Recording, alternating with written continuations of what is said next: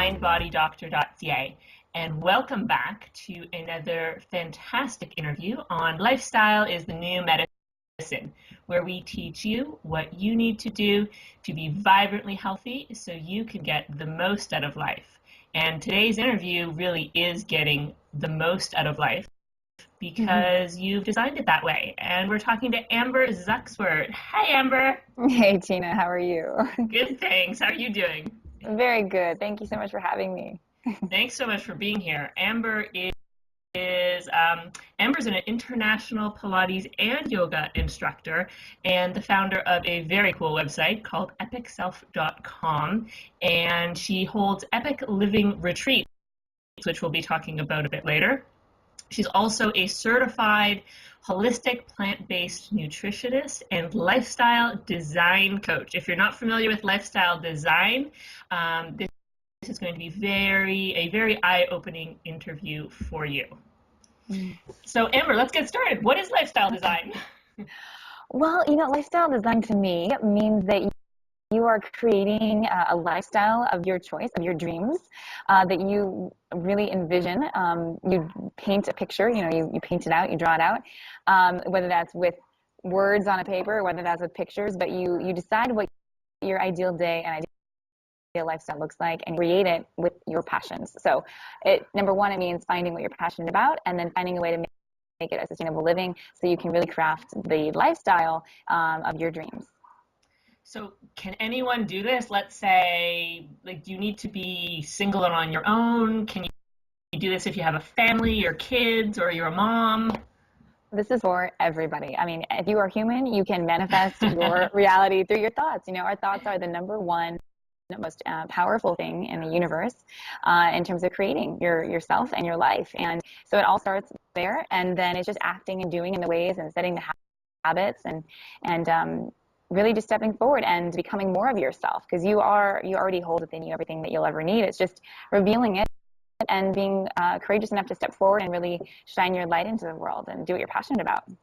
Okay, so how do people figure out what they're passionate about? It's been stifled for so long in so many of us that... Right.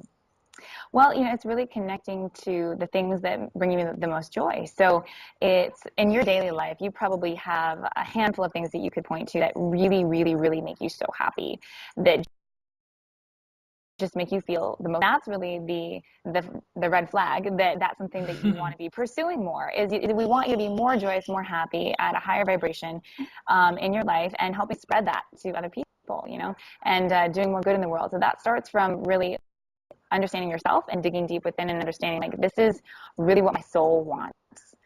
My soul, for me personally, I was a dancer from age 3 to 25 and danced professionally. And I knew at a very young age that that's what my soul really yearned for. And different people have different things, right? Everyone's really different. So it's finding really what it is your passion and then pursuing that to its full capacity.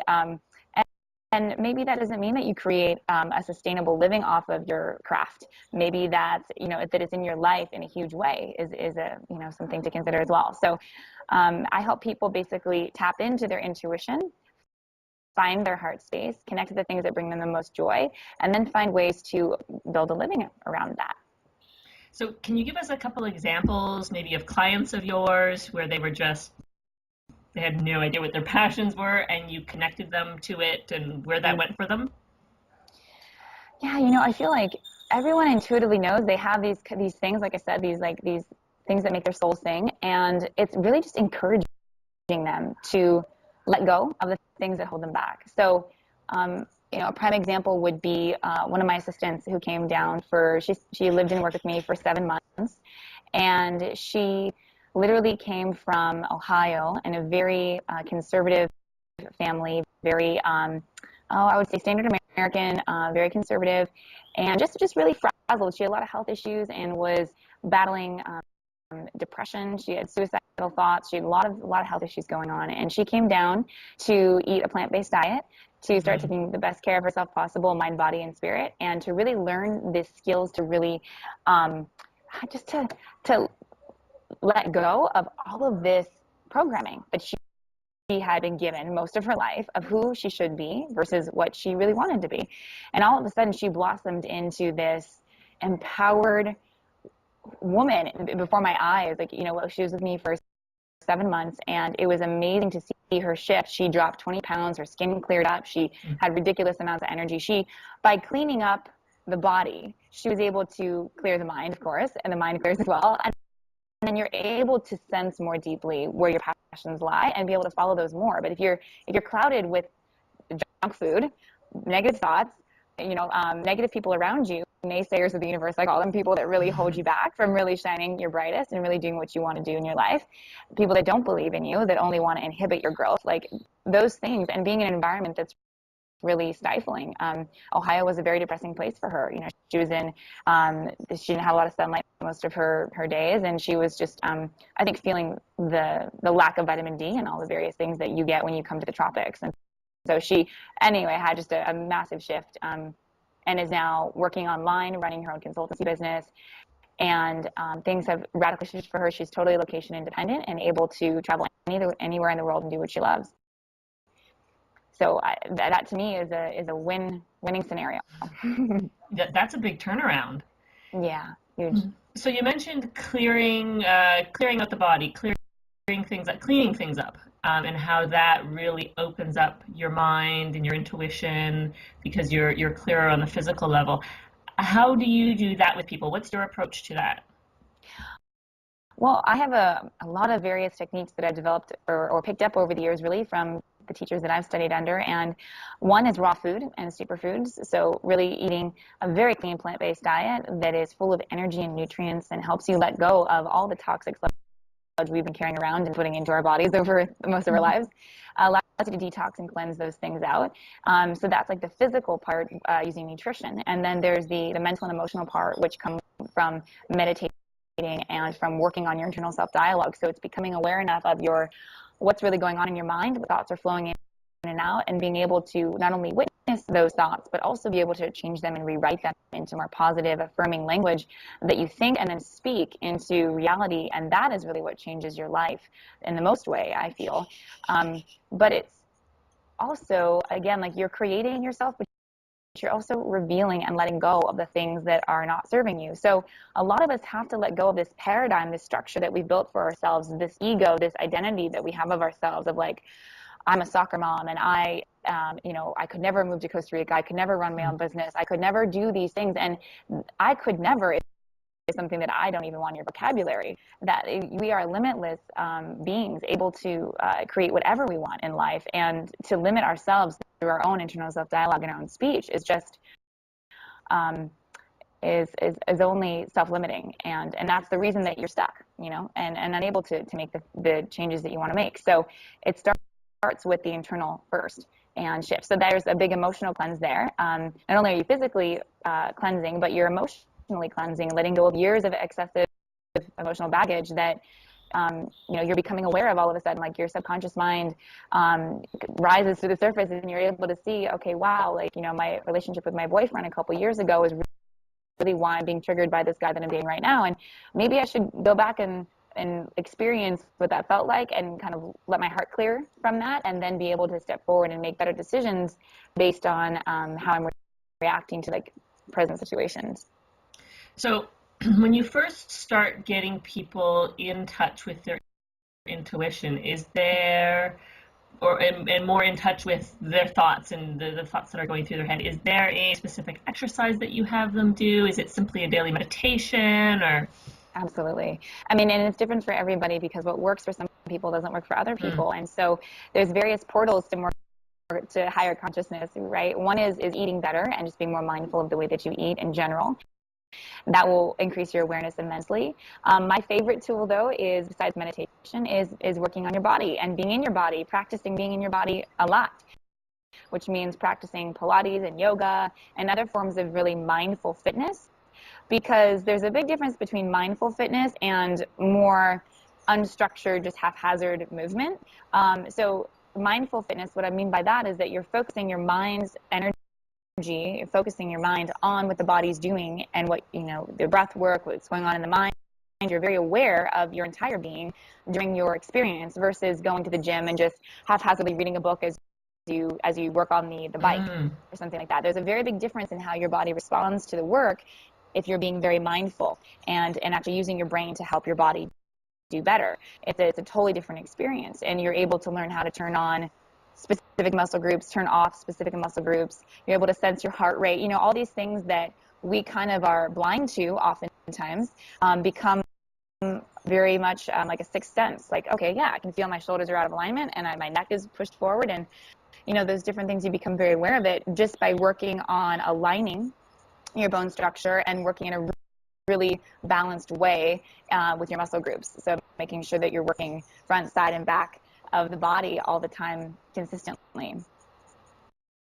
That's fantastic. I love your distinction with the mindful movement. I haven't heard that before, and I really like that. So for someone just starting out in this, connecting to their intuition and figuring out their passions, if they were to start to eat better, clean up their diet, maybe sign up for a yoga or Pilates class, and what was the other thing that you said? And meditation. Start meditating, that would be a big first step towards that? Absolutely. I mean, I would recommend that you start just adding in more fruits and veg into your life. So that could be just adding in a green smoothie in the morning if that's your first,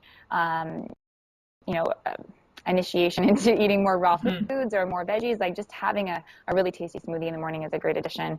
And just adding more and more abundance of that into your life. I never talk about restricting anything ever. It's about adding more abundancy in. Again, it's like training the mindset. This is an abundancy lifestyle. It's not about scarcity and restricting yourself from eating foods that you're used to eating. It's actually adding in more and more of the good stuff in order to crowd out the bad stuff that's harming you.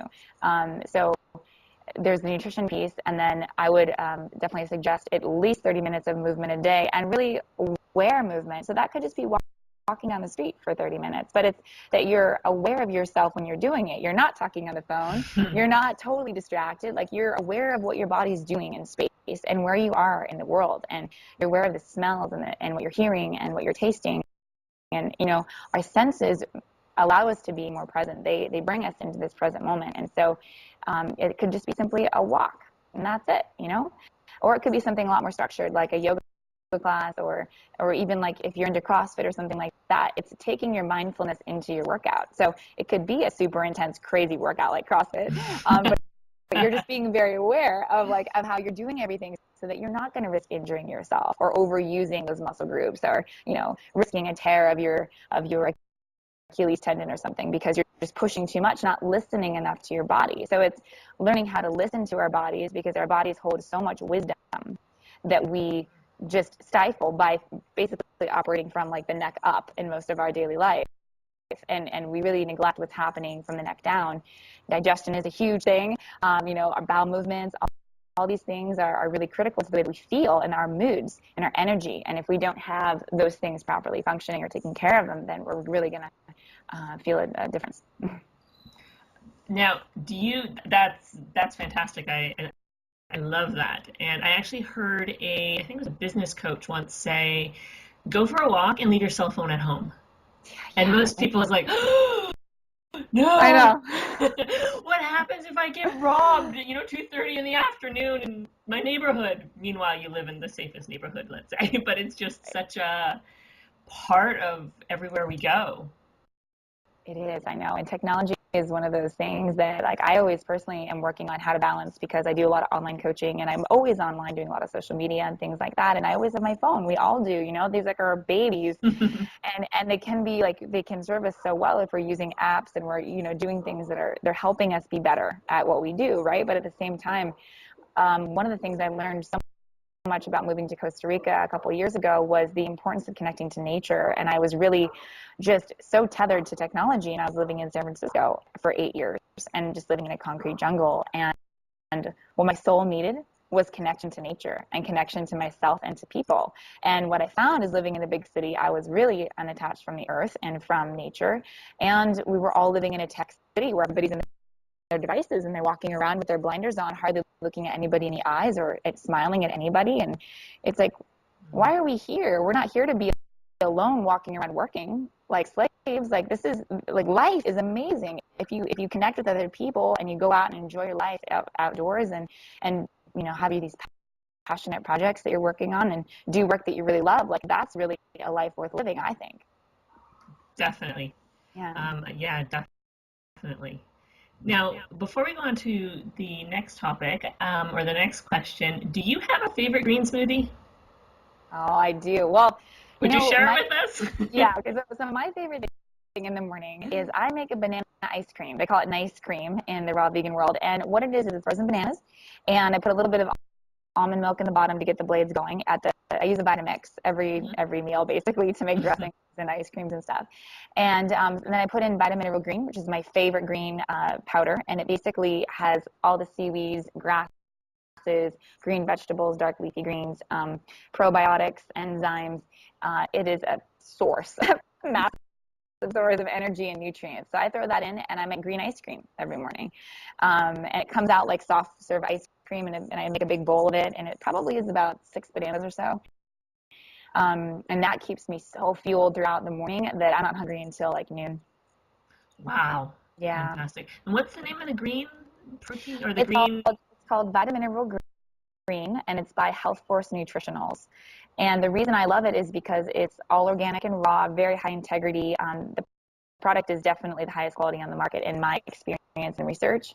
And it's in a dark, like a brown red bottle that keeps it from oxidizing from the sunlight, which is really special. And because it has everything in it, it's just like 2 scoops and you're done. You don't have to have 5 different little, containers of superfoods and stuff that you're you're this alchemist in the morning mixing all these things together. You can just throw in 1 scoop and be done. Perfect. Yeah. Now, how do people, back to the lifestyle design, how do Sure. people build their action plan Right. around? So what I start with always is an ideal day. Like, what would your ideal day look and feel like? And that could be a written exercise, or that could be a vision board of like imagery. And different people respond to different things. If you're more of a visual person, then it's going to be more powerful for you to make a vision board of all the things that you really love and want in your daily life. So that could be, maybe you're swimming in the ocean, maybe you've got your 2 kids and you're riding bikes to school, maybe you're living in a rainforest, you're married to the love of your life, like all these various components of our life that we want to piece in there. And so it's taking the time and being really detail orientated about everything. What your house looks and feels like, who you surround yourself with. Do you have 5 best friends who live in close proximity to you, and you guys meet up every day for lunch? Or, whatever you want, really. And so it's getting really detailed with that, and then it's deciding, how am I going to make that happen? And that's the long-term and short-term goals and baby steps that we set in place. So it's like, okay, if this is your dream life and you want to get there and you want to be making this much money and you want to be living in this destination with these people and all these things, then what is it going to take you to get there based on where you are? And then it's everyday action steps. So always, I don't want to give too many steps, because it can be very, very overwhelming for people to see this mountain that they're trying to climb, and they're just like chipping away at the bottom. And so you take small baby steps every day. If that means a green smoothie every day, you go for a run for a half hour, and you tuck your kids in and read them stories at night. It could be something very simple like that. Wonderful. But to get yourself into a pattern that you are building this habit, you are building the habits that are creating the lifestyle, because it won't become a lifestyle until it's a habit. And so for me personally, that meant, when I went raw, I started eating 100% raw 6 years ago.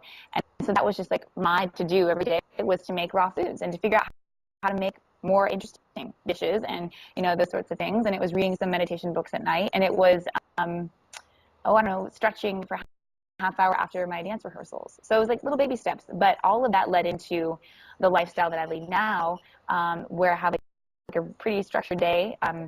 But I also have a lot of fluidity in my day too, to be able to take on other things that are coming, as we roll through time. So I think the structure is really important, and the accountability and the follow through is really important. Teaching that like willpower muscle is the hardest thing, right? With everything. If you set your goal of like 5 minutes of meditation meditation every day, and you don't do that every day, then your willpower muscle will just atrophies and atrophies. It's like a muscle that you have to keep working. So it's like, give yourself steps that you can complete, and you can meet them. If you don't, then you're going to lose that willpower, and it's going to really deflate the process and disempower you. So it's doing the baby steps that are going to empower you every day, and then consistently building those over time, and taking on more and more and more once you've had that foundation set. Excellent. So the baby steps are so you can build your willpower muscle. I never understood that before. They say, oh, baby steps. I'm like, baby steps. I don't need baby steps. But yeah, I like that. Some people can go cold turkey. Some people can decide that they want to go vegan overnight and change everything about their life. They want to, they're going to work out every day. But the reality is that most of my clients who do that never stay on the boat. They never stay on the wagon, because they're trying to do too much too fast, and it's way too opposite of their current lifestyle.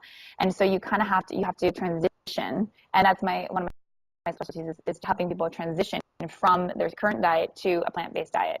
It seems like a very simple process, but in actuality, there's so much emotion around food and so much emotional ties to why people eat the way that they do, that transitioning into a healthier way of eating is one of the hardest things. They equate it to changing someone's religion. It's extremely challenging to help someone shift, because their ethics and how they've grown up and how they've been programmed is all, affecting the way that they make their decisions. So that transition period can be very challenging for people. And now for me, I could go cold turkey, and I could just go, I'm going to be 100% for a month and just see what happens. But that's because I have a lot of discipline from all my dance training, and I'm very able to just do something, say I'm going to do something and do it and follow through. But that's something I'm always working on in myself as well. But I feel like it's one of the things that many people battle, is just that integrity issue of showing up for yourself no matter what. If you're, say you're going to work out, show up. Even if you don't complete the workout all the way, do 10 minutes. But the fact that you show up is really what matters most. And that's so great, because I think that's where a lot of people get stuck. Well, the workout's 45 minutes, I only have 10, forget it. And then 3 weeks later, I'm off the wagon. Right. And do you have any tips or tricks for people who are converting to a healthier diet, whether they're trying to go raw or paleo, or just get off the packaged foods and start cooking stuff? Yeah, absolutely. I would say first and foremost to just go out. First of all, go home and clean out your fridge of all the things that you no longer want to put in your body, and literally just get it out of the house, because when it's out of sight, it's out of mind, and you won't be tempted to eat it. So that's, if you want to get rid of processed foods, go get rid of all your processed foods. If you want to go vegan, the whole thing. The other thing is to go buy an abundance of the things that you want to be eating. So abundance of fruits and veggies, nuts and seeds, legumes, the healthier whole foods that come from the earth. Go buy those in abundance, so you don't feel when you look in the fridge that you're deprived of anything. You'll see a ton of color. You'll see, the fridge is full of food. That abundancy feeling is really important, because I think a lot of people, when they go into a diet type regime, or they try to stick with a certain lifestyle, is they limit themselves. They buy only this much amount of food, and they're only going to eat this much of a portion. And it's really, when you're eating whole foods, you can eat an abundance of them and never gain weight, only lose weight. So there's this weird paradigm that people can shift out of, which is exciting. So abundance of fruits and veg. The other thing is to start to crowd out your plate. So looking at your plate portions, let's say you're wanting to go more plant-based, or you're wanting to go more paleo, you crowd out the things that you don't want to be consuming anymore with all of the abundance. So it's 3/4 of your plate is the abundance of all the good stuff, and then a quarter you still save yourself that little bit, and maybe that takes you a year or two to get rid of that quarter, and that's okay. But the fact is that you're progressing, right? What matters is that you're progressing and being consistent. The consistency and the progression is really what matters, the journey, So those are several, let's see. Those are great. And actually, I have a question for you about those. Sure. So I don't want to put you on the spot, but something I'll often hear from patients is, oh, my husband, I'm not buying that stuff, but my husband keeps bringing it into the house. Or, oh, I don't want to punish my children. I can't possibly. I mean, that's a bit of a different issue. You don't have to feed kids kid food, right? I mean, that's No, just marketing. no. But what about someone else who you live in the house with who brings all the junk in that you're trying to get out so it goes down the hatch? What do you do with those clients? Like, how do you address that? 'Cause I know Well, it's a tough one. it's a very tough one, and I would definitely recommend that you keep your food separate. First of all, you have a shelf in the fridge and you have a cupboard that's separate from your roommate or from your partner. I think it's also really important to have that conversation with the person that you're living with, that it's incredibly important to you that you take care of the best care of your body that you know how, and that requires you to not eat their food. And so maybe it's saying like, could you like not mix your food with mine? Could you just help me, and not necessarily help me, but just support me in this process? Because I've had a lot of friends over the years who are like, come on, another salad, while they're like chowing a big cheeseburger and fries. And I'm like, you know what, guys, you're not respecting my choices. You're not respecting my choices to take the best care of my body. And that's their issue, right? They're reflecting on you, their insecurities, by saying, come on, you're eating healthy again. Like, it's not, it's having that conversation saying, I need you to support me because this is what's best for me at this moment in my life. And I'm really working on it and I could use your support. And as long as they support you and respect you for what you're doing, you respect them, you leave them alone. You're not trying to preach or change the way that they eat. You're just saying, I'm going to do me, you do you. And as long as we respect each other, that's all that matters. But I need you to not basically taunt me and tease me with your food and like, try to feed it to me and like, all these things, because they do, right? They do. I love it. That's a fantastic answer. It's direct. It's just perfect. Excellent. Thank you. Yeah, you're And welcome. now, what about travel? Mm-hmm. How do you Yeah, stay on track? And yeah.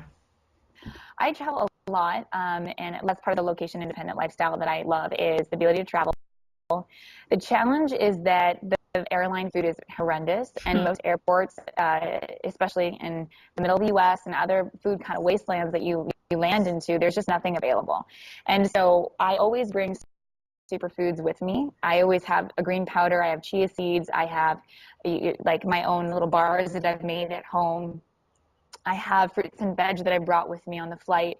I always pack a little lunch. I make sure that my body is taken care of first and foremost. That's my number one priority at any given time in my day, is that my body is taken care of. And I think once you change your mindset around your priorities and you start to emphasize that what I'm putting in is how I'm actually functioning in the world and how good I can do in all other aspects of my life. And so it's number one importance. So I pack a lunch, I bring superfoods, and on my website there's a lot of information. I've written a lot of blogs, over 500 over the last 8 years, where you guys can tap into some of this and get the tips and tricks and the superfoods specifically that I use, that you can take with you, that are going to sustain you, because you could live on like chia seed and spirulina for months. They're so nutrient dense, so you don't need any other food, honestly.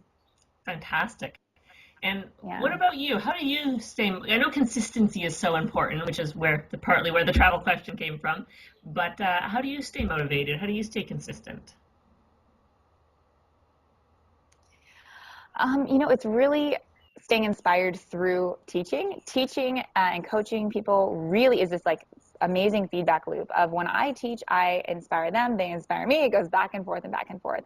And social media is actually a huge part of that for me, because I am very extensively using social media, a bunch of different platforms. And I love putting information out there that inspires people, because it's, like I said, a cyclical relationship. They are excited, that makes me excited, and it makes me more and more willing and able to take care of the best of myself, and to give myself the most self-love, because I know that I get to burnout level when I don't take care of myself and I don't tap into my well of inspiration.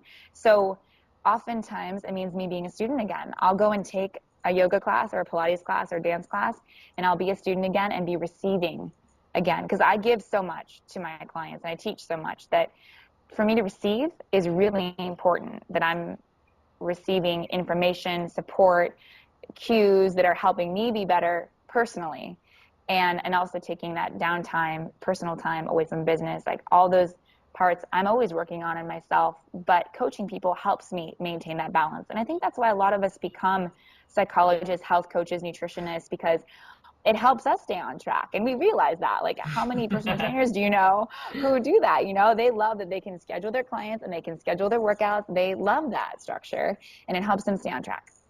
And what about for your clients? What kind of tips and tricks do you have for them to stay on track? Is it similar? Schedules. Yeah. Yeah, schedules. I mean, I think I live and abide by my schedule. I think it's really important that you still have flexibility in your day to move things around and to be adaptable to whatever life throws at you. But it's really important to have a structure and to maintain the integrity of your structure and to show up for yourself to those things. So it's, you know, fitness is a non-negotiable. It's like you have an hour of fitness for your body at least a day. I mean, the fact that most of us are sitting 10 hours a day in modern day society, when we are supposed to be moving, our bodies are meant to move all day long. And the fact that we're sitting 10 hours a day is extremely debilitating for our bodies. And it's why we're aging faster and dying sooner. It's just the reality that our bodies are meant to move. So at least an hour a day minimum. And I know that for some people that seems like it's unfathomable, but that's minimum for what our body needs, right? So that's mandatory. And whether that's you schedule that in the morning or in the afternoon or whenever, but it's a set time and you commit to showing up for yourself, that you decide that you're worth it enough to show up no matter what. And soon what happens is, like, if you're out of the habit, you get into the habit of doing it, and then you look forward to it because you're like, this is my me time, when I can, like, if you think of it as like your time for you, which it is, it's a gift that you're giving yourself of time to go and take the best care of yourself ever. And away from the kids, away from work, it's you time. Like, that's the best gift ever. But how many women, hardworking entrepreneurs, like, how many people do you know who don't take care of themselves because they are giving so much to their kids, to their businesses, to whatever it is, that they neglect themselves, but in turn they are unfulfilled and unable to really do their best work because they're not taking the best care of themselves. Definitely. Now, Yeah. how do you, or what does a scheduled day that also has a lot of flexibility in it, what does that look like? Because I think most of us kind of think it's either or. Yeah, for sure. So my day, for example, I mean, this is an example, but a lot of my clients end up having days like this. I wake up around 7. I go to the beach for an hour or two in the morning. I then come home, eat breakfast, work for a couple hours before lunch. And that could be a slew of different ways of working. That could be interviews, that could be coaching, that could be writing, that could be creating sequences for my clients. It could be a whole slew of things. Of lunch, and then I have another couple hours, and I typically go of work, and then I typically go to the beach again and work out, watch the sunset, and come back and eat dinner. And oftentimes I work a couple hours at night because I honestly work really great at night when no one's emailing me or distracting me. And so what happens is my day becomes like this work-play fusion of things. And it's really fluid in that way, but there are the structured meetings that I have, like, for example, the Skype call, or in the morning I have my set workout, right? There's certain things that are permanent that I don't let waver. And then the other time is time that I'm working on my business in many ways, and things like that. So that would be the way it's fluid, but also structured. Cool. So I mean, I think I've already gotten a good sense of this, and we've already gotten a good sense of it from you, but what are 1 or 2 lifestyle habits that are just, healthy lifestyle habits that are just non-negotiable for you? Non-negotiables are eating the best foods ever. Organic cuisine, organic food is number one. Putting in the best that you can into your body, without a doubt. Number 2 is thinking positive thoughts, staying in an abundancy mindset and cultivating positive internal self-dialogue, and keeping yourself inspired and motivated. Those are all things, because again, your thoughts create your reality. If you do not have that in alignment and you don't have control over your monkey mind, which has taken me years to get control over, all of us, it takes years to get control over our minds, because they will take us down a rabbit hole of negativity and fear and all that. So food, thoughts, and fitness. So at least an hour a day of movement, being in your body. And honestly, that could just be, if it's a stretch break, you get up and you do a 5-minute stretch break, enough to tap back in to this, from the neck down, what's happening. Mm-hmm. And sometimes that for people is like a pop-up on their computer that reminds them to step taller. Like, it's something that reminds them to be aware of their whole self. Excellent. Thank you. Yeah, sure. Those are great. Now we're coming, unfortunately, to the end of our time, but you have some really cool, you've got some really great retreats that I'd love to hear more about. Can you tell us more about your epic living retreats and what you do with people? And Yeah, sure. So I produce retreats and teacher training programs down here in Costa Rica primarily. And I also am expanding to Thailand and to Mexico this year. So we're doing some different locations. Yeah, I'm excited to go back to Thailand. It's been like 10 years, so I'm really excited to go back. But Costa Rica is my home base. I live in Manuel Antonio. I've moved here 2 years ago to open up my own wellness center.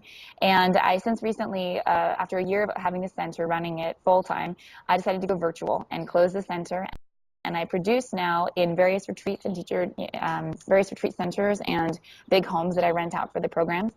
And that makes me much more able to produce in various locations around the world and not be stuck in one location. So the retreats typically are between 7 days to 3 to 4 weeks, depending on the program. So they're all inclusive as well. They include accommodation, plant-based cuisine, and superfood cuisine is included in all of these retreats. Also, we have day adventures. We take people to Manuel Antonio National Park, which is the most biodiverse national park in all of Costa Rica, where you see monkeys and toucans and sloths, and it's like you're living in a zoo with no walls. It's really amazing. And I take them to Nayaka Waterfalls, which is like 170-foot falls. Really, truly, it's like Avatar. It's like being an Avatar. You're just like, is this real life? Pretty beautiful rainforest, old growth rainforest with like 400-year-old ceiba trees. Just beautiful, majestic forest. wow. Yeah. Yeah. And then let's see, the 3-week programs, if they're certification programs, like we did recently, we just had a raw chef teacher training program. That was 3 weeks. And we have that twice a year here. And with yoga teacher training programs, we have one coming up. The next event is April 12th through the 23rd, and that's a yoga teacher training and a sup yoga teacher training. So stand up paddleboard yoga, Wow.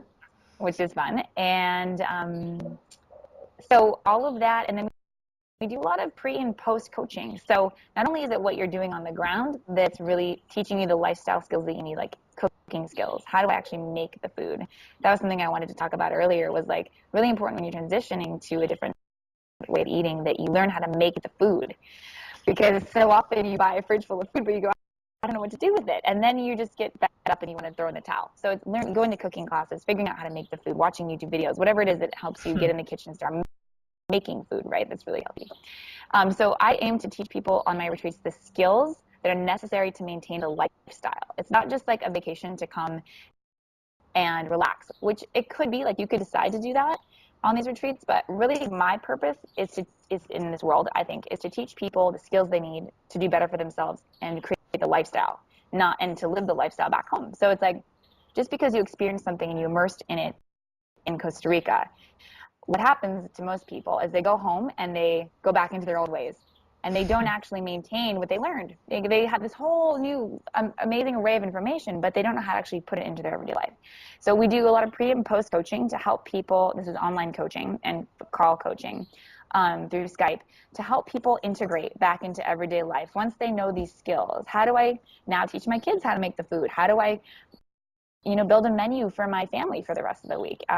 How do I make a green smoothie on the go? Like all these things that you learn about, but you haven't actually practiced. And Yeah. it's in the practicing that they become habits. So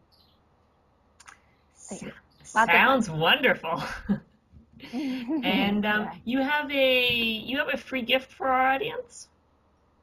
I do, yes. I'd love to give my Detox Your Life e-course, which is a 3-hour audio of how to detoxify all aspects of your life, not just nutrition, but your circle of friends, your internal self-dialogue, everything, like from your shampoo bottle to the cleaners that you're using in your house. How do you let go of, and how do you let go of the emotional stuff too that you're holding on to that's really preventing you from stepping forward and revealing your authentic self? Oh, that's a fantastic gift, Amber. Thank you so much. And where do people go to get it? They can go to epicself.com, and I'll give you guys the link to directly go to that page to download it. Excellent. So you can find the link just below this video. And don't turn that down. That's a fantastic offer. And I hope you guys enjoy it. Thank you so much for being here with us today, Amber. You're so full of not even just tips and tricks, but wisdom and experience, and that's so valuable for people when they're designing their life, changing their life during that tricky transition period and upwards. Thank you so much. It's been really great to be here. I'm really honored that you invited me to be a part of this summit, Tina. Thank you so much. Well, I am honored that you accepted and that you are here. Thank you, Amber. Thank you very much for joining us, and I'll see you tomorrow morning. Bye. Bye.